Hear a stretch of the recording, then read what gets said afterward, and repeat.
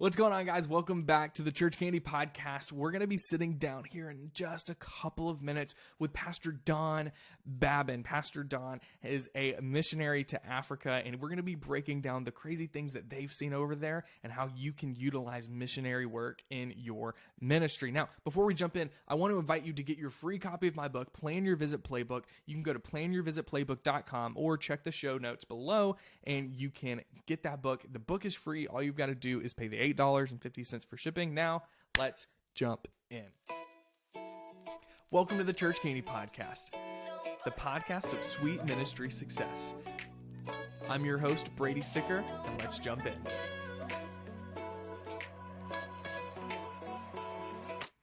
What's going on, guys? We are here with Pastor Don Babin. Pastor Don is an incredible man of God doing ministry for years and years all over the globe, and he's got some amazing insight on just ministry. And Don, how are you doing today? Awesome. How are you? I'm doing great, man. I'm glad to be chatting with you. So go ahead and, introduce yourself to the audience. This is listened to by pastors all over the country, and tell them who you are and what you do and how you got into ministry. Okay. Well, first of all, welcome, pastors. I've been in ministry about 48 years. I've been preaching full time, and have done several different ministries, planted churches. I was a full-time itinerant evangelist in the U.S., traveled all over the United States, preaching crusades and camps and things like that. But God led us to Africa, which is the best part. I think all of that was just training. So my wife and I have been in ministry together for 45 years, and I was preaching before we got married. My wife's name is Michelle. We've been married for 44 years. Man, that's awesome. That's awesome. You've been doing ministry for 4 more years than you've been married. It's opposite for me. Me and my wife started doing ministry together post-marriage, after we had gotten married. So that's amazing, man. So how did the doors open up for you guys to go to Africa? It's an interesting story, but I was filling in for a pastor friend of mine in Austin, Texas. His wife had just died of cancer, and a few years before that, his daughter had died of cancer. And he called me and said, "Look, there's just no way I can preach right now. Would you just come in and fill the pulpit for maybe 2 or 3 months?" And had an open schedule. We had an RV, so we took our RV and plugged into the church. And while I was there, preaching on a Sunday morning, I made the comment, I just want to be where people are hungry for Jesus. And that's been my heart, really, since I've been saved. I got saved in the Jesus movement. And I don't know, you have to be pretty old to understand this, but I was a hippie and a druggie, and got gloriously saved. And I've just had a hunger for God since I met Jesus. I guess because he, took me out of so many horrible things. And traveling as an evangelist and pastoring, I just never saw hunger like I wanted to see. And when I was in Austin and I made the comment, I just want to go where people are hungry for Jesus. There happened to be a Kenyan couple in that church, and the man was half Maasai, which is one of the tribes in Kenya. They invited us to their house, and he made the comment, "Did you mean that when you said, I just want to be where people are hungry for Jesus?" And I joked and said, "No, I was just lying." He was thinking, "Oh, do I have the place for you?" And that's what he said, basically. You need to go to Africa, to these remote tribes that live out in the middle of nowhere, because they don't have anybody taking the gospel to them. And if there are, they're very few. And so we just answered the call. My wife and I pretty much sold everything that we had. Didn't know anybody in Africa. We had one connection, and took off and flew there. And that So was when was this? How long ago was that when you made the jump to Africa? 14 years ago. Wow. So That's incredible. We've been going for 14 years, and it's been, I have to say, of all the ministries I've done, it's been the most rewarding because of the hunger, and I don't know, man, there's just nothing like it when people are really, really hungry for Jesus. Yeah. They're easy to disciple, they're definitely easy to love. So, we just kind of found our place. Not that we don't love people here and people that aren't hungry, but it's a whole lot easier when you meet people that are just desperate for Jesus. And so that began our ministry, and these tribes live so remote, you have to have a special truck to get to them. And so we have a special truck. We have an apartment in Kenya, and we live there about half the year.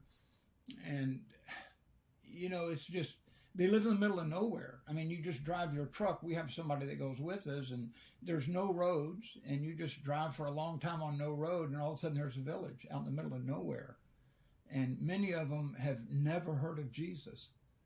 And so, there's nothing to overcome. I mean, it's just, it just blows your mind, to hear about Jesus. And it's like, so, I mean, like, he's real, and like, he really loves us. And man, they get saved so easy, and not just get saved, but they want to know more. Yeah. So, they're hungry. They're not just, they don't want a snack. They want a whole meal. Oh gosh. When we teach there and preach there, you preach for an hour and a half, and at the end they want to ask questions, and you have to stop them after an hour or longer, because, they want to know more. And, we learn academically here. That's how we learn in the U.S. We learn through academics. But because most of them are illiterate, so academics is out. So, we learn by learning, and they learn by living. So, here in the U.S., when you get a new revelation or something, we think that's it. Wow, I learned something new. I've arrived. Yeah. We don't get to the living part. It's like, wow, awesome, man. I've never heard that truth before, but there's no application to our life. Whereas over there, because they learn by living, man, they catch it, and it's like, so now how do we apply this to our life? What do we do out here? And so, they really want the practical. Man, that's so interesting. That's so cool. That's something that I never even would have thought of, how, here we've got the basic, hey, whenever you turn 5 years old, you're going to school basically every single day. You get like 2 months off, but then you're going to school every single day until you're 18, if not then after the fact. Whereas there, I mean, I don't know, what's the culture like, bringing a kid up from... some of them get to go to school, but, there's school fees there. So, school's not free. So you have to, and they're poor. They live in the dirt. They live in mud huts made out of cow dung. They sleep on, skins of cows that are stretched on sticks. They have no electricity. So it's like going back, 500 years. And so they have absolutely nothing. I mean, the kids, their clothes are falling off their body, if they have any. They've hardly ever had a pair of shoes unless we give them to them. So, it's like a hopeless culture. Like my dad lived in a mud hut, my grandfather lived in a mud hut, so I'm going to live in a mud hut. I'm going to live in a mud hut. And there's no way of getting out of this. But the gospel brings hope. The gospel is like, wow, you mean I can get an education? I can really better myself? I mean, there's a possibility of God doing something with me. So all of that, though, they don't get that by learning it. It's not like Sunday school. We grow up, it's Sunday school. You go to school, you're going to learn the Bible, you're going to learn the stories, you're going to learn well, over there, they learn by living. So it's like, I want to see how to do this, because they don't have the academics. And so you have to teach, step 1, 2, and 3 of how to apply this to your life. And amazingly, many of them do. Of course, there's struggles because of their culture. and a lot of the kingdom is so counterculture that they have struggled with that, but they want to be free and they want hope, and so they're willing to even go against their culture, 1,500 years of tradition, and they're willing to break that to find freedom and hope. Yeah, that's so good, man. So good. I want to ask you, like I told you, our main demographic of people that listen to this are church leaders, they're pastors, and so a lot of them, now that we're depending on what part of the country you are, we're well past the pandemic. And so we're able to travel now. And I know that was, a difficult season for you guys because y'all were just itching to get back. And so that being said, if there's a pastor out there and they're wanting to do some mission work, if they're wanting to, whether it's them go somewhere and take a group, people from their church to a different part of the country, or maybe there's someone in a ministry leader that feels called to go be a full-time missionary and, move their family somewhere overseas. What advice would you give to someone that's wanting to do more mission work with their church? Gosh, obviously, and any pastor already knows this, the first thing is make sure that's what God wants you to do. Yeah. I think that's critical, because our protection and provision is because we're just following the vision and being obedient, like Paul said, to the vision that God gave us. And to come to Africa and to do what we do, it's not easy. We eat food that, we're out in the bush. You know what I'm saying? Yeah. Explain what the bush is. Like, a lot of people don't even know. Extremely remote. I mean, very remote. I mean, there's like a area of witch doctors. It's the hotbed of the witch doctors. The name is called Labon in the Maasai language. And it takes a long time to get there. You have to climb a mountain, a lot of rocks. I mean, it's very dangerous. My wife won't go anymore, but I go with my assistant. And you eat stuff, there. My team warned me about going. They said, we don't want you to go to the witch doctors because they don't like the missionaries, and they've been known for putting poison in the tea. They all drink hot tea. And so, because, they were colonized by the British, and the British taught them to drink tea. And so they've told me they'll put poison in your tea to see if you drink the tea and you live, then they'll believe in the God that you're talking about. That's some test. So, that's straight out of the Old Testament. Yeah. So, of course, I told my team we're going to go because, one of my very strong beliefs is light shines in the darkness. Yeah. So the darker. Do you drink the tea? I want to go where it's dark. Yeah. The darker the dark, the brighter the light. So I told my team, we're going to go and we'll trust God. So we went, and I met my first witch doctor and hugged him, told him I loved him. They're non-affectionate people group. So they're not used to hugging. So I'm hugging him. I'm speaking in his language, telling him I love him, and he freaked out. It's like, what is wrong with this white guy? Why is he hugging me and telling me he loves me, And we drank tea, and I think I drank 3 or 4 glasses of tea, cups of tea, because I felt like God's real. I want to die quick. I don't want to lay on the ground. Yeah. I don't want a small dose and it to be rough. I want to die fast. So I drank a few glasses, and he ended up getting saved. And then he took me to the chief witch doctor in that area of about 400 witch doctors. And I got to share Jesus with him, and he got saved. We had about 7 witch doctors get saved. And then we built a church there for the witch doctors and put a pastor there. But, it's not easy to go with us. There's easier mission fields. And when we take a team, because it takes a special truck, we can only take 3 people, maybe 4 at the most, because to rent a truck like ours is very expensive in Kenya. So we take small teams so that we can all fit in the truck with our translator and my personal assistant that does the driving. So, but man, I love missions because I think there's nothing like missions. Yeah. One of my board members in Kenya, because we have a ministry established there in Kenya, recognized by the government. He had like a mega youth group, like over 1,000 kids. Wow. But he took everybody on missions. And so many of those people are pastors and leaders today. Wow. And when you talk to them, they'll tell you it's because of the missions that we went on.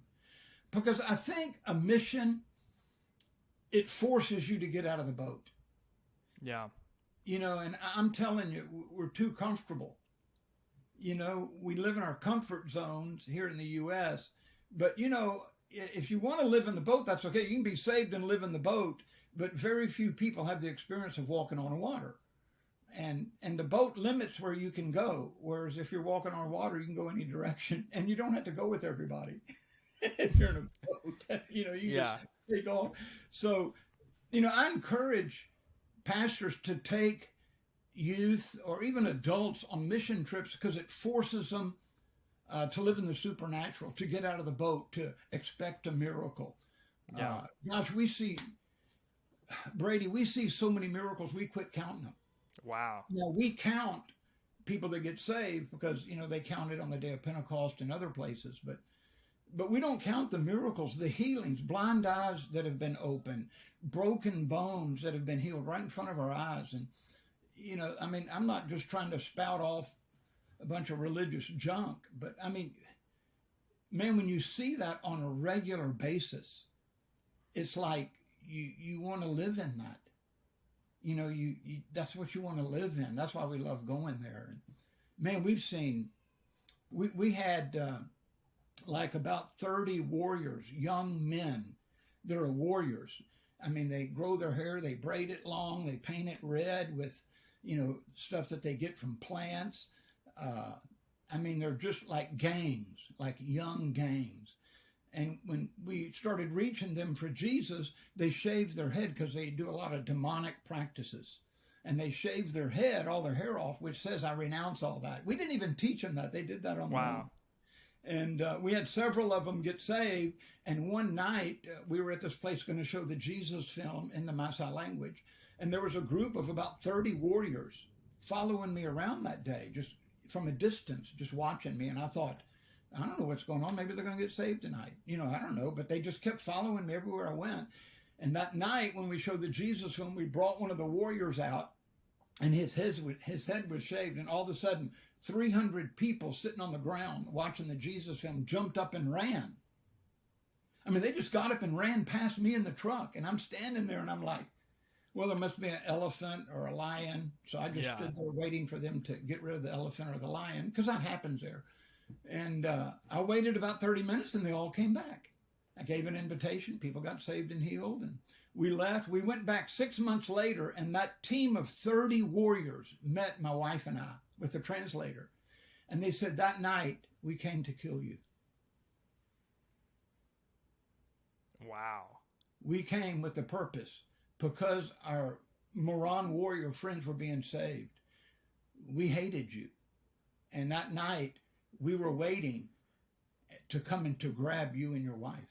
And when we rushed, and that's why everybody jumped up and ran, because they saw the warriors coming.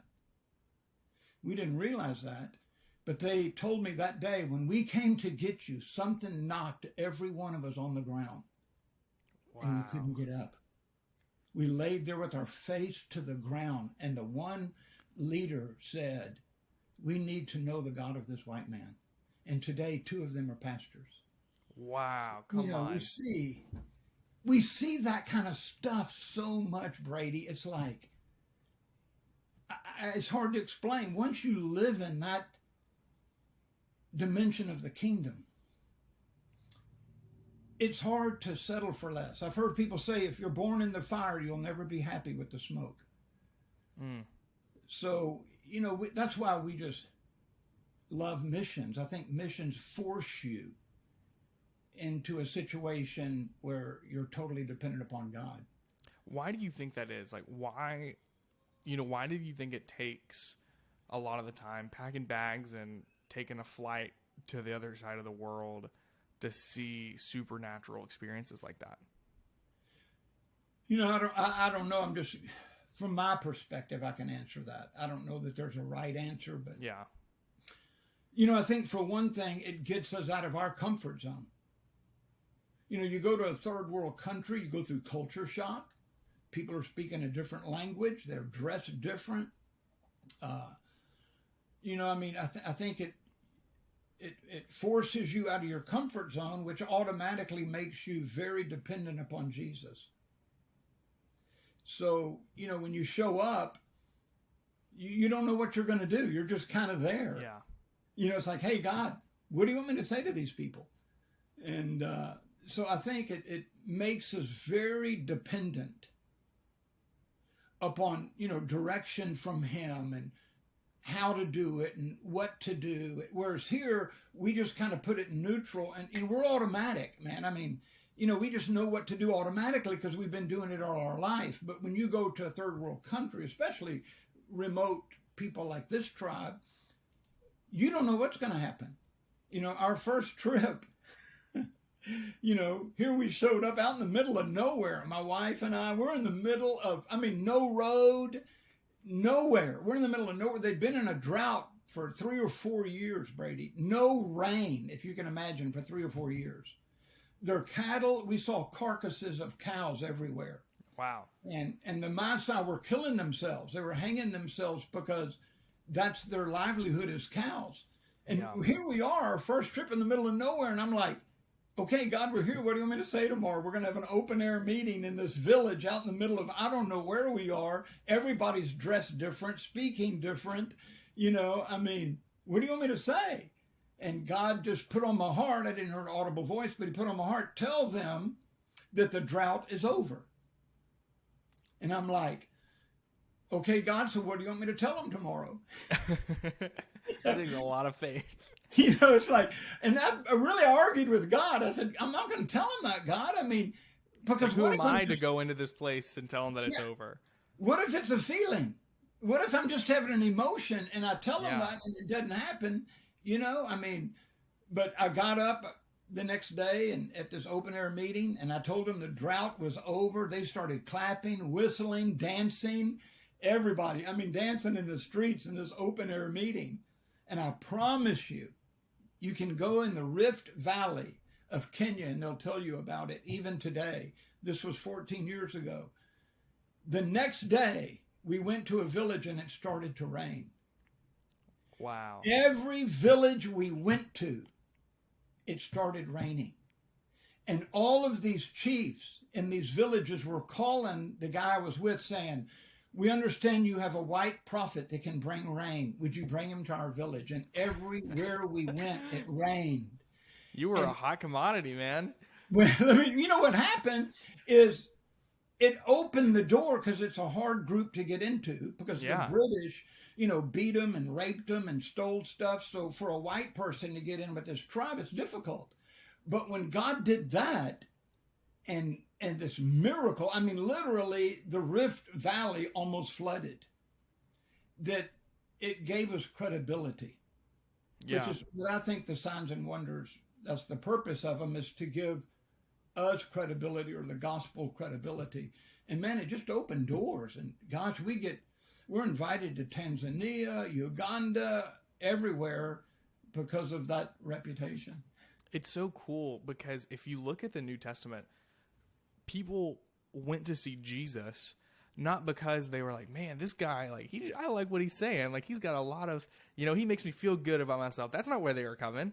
They were going to see the signs and wonders. Yes. They were going to see the miracles. Yeah, to right? get healed.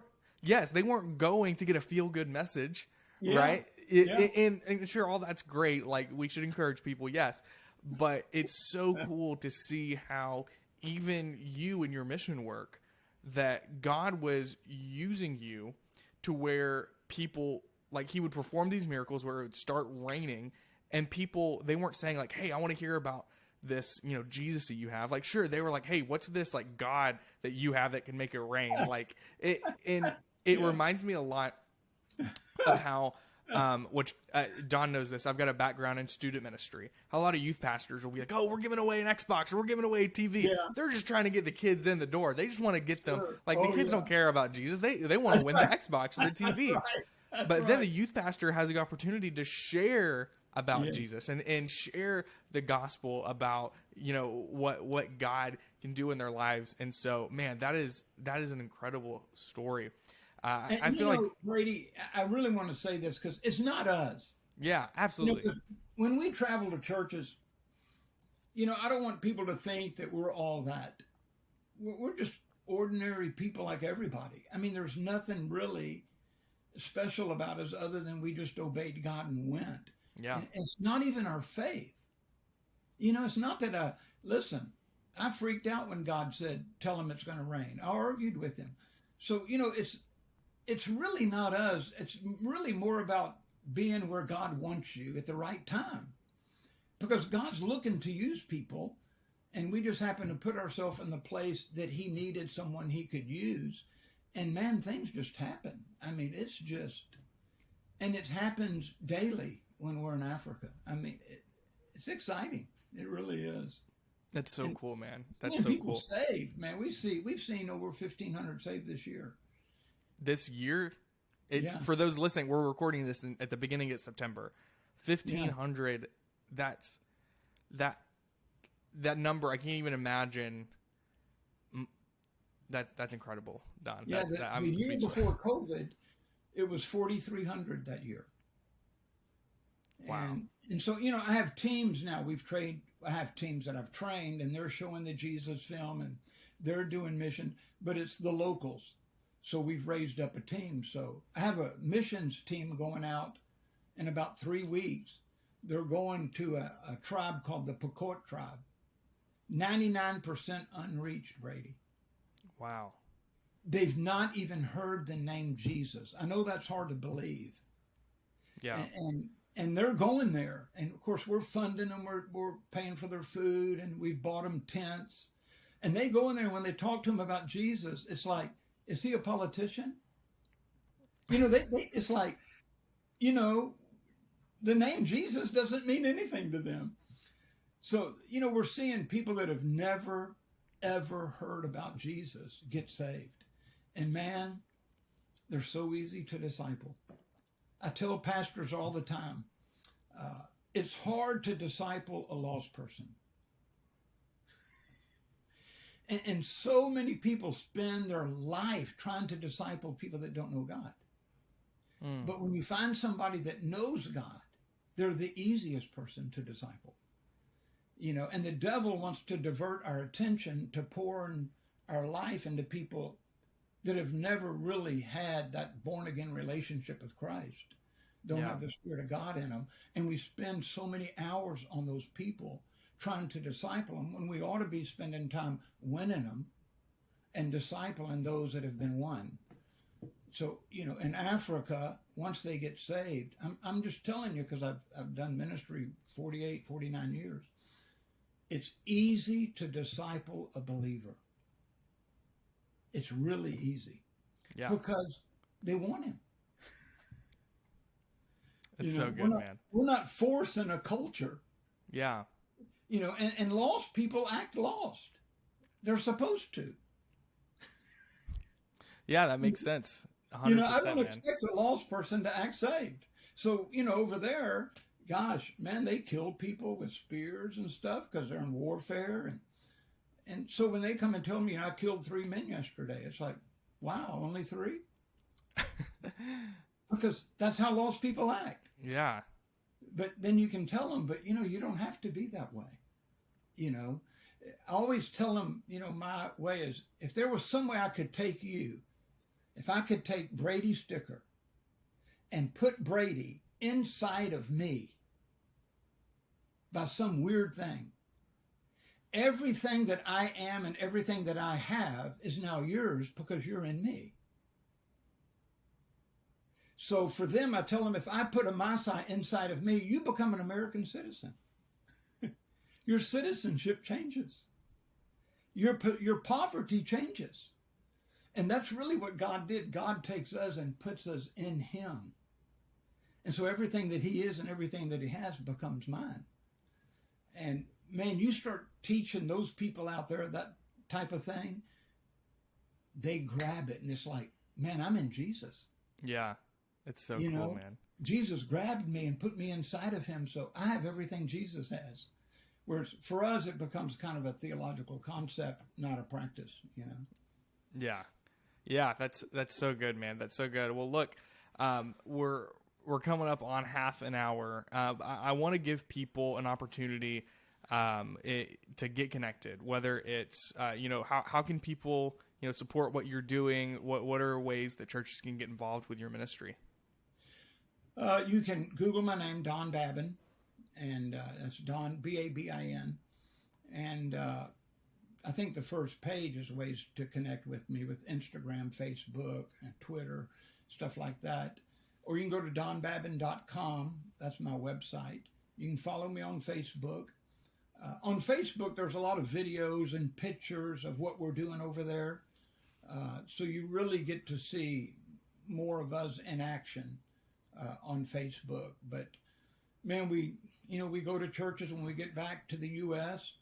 and our format is to kind of show videos and pictures. I kind of preach in between the stories and stuff. But man, I mean, any pastor, I'd love to come. I'd love to build a relationship with you. I'm really a lot more about relationships than I am trying to book a meeting, so it'd be great to connect with you if that's what you're interested in. And listen, you don't have to support us or sponsor us.